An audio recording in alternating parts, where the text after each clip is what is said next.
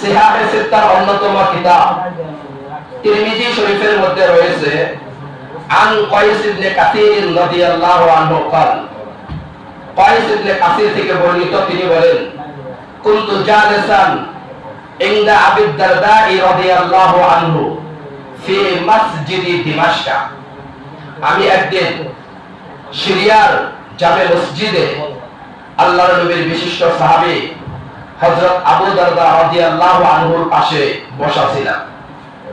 হঠাৎ করে সেখানে মদিনা থেকে এক লোক আগমন করলো।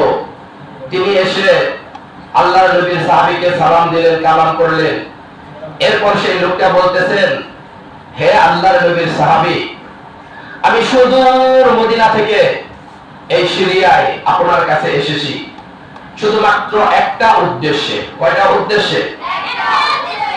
সেই উদ্দেশ্যটা হলো একটা হাদিস আমি মদিনায় শুনেছি অমুকের কাছে, কিন্তু সেই হাদিসটা আপনি সরাসরি নবীর কাছ থেকে বয়ান করেছেন। নবীর কাছ থেকে কি করেছেন?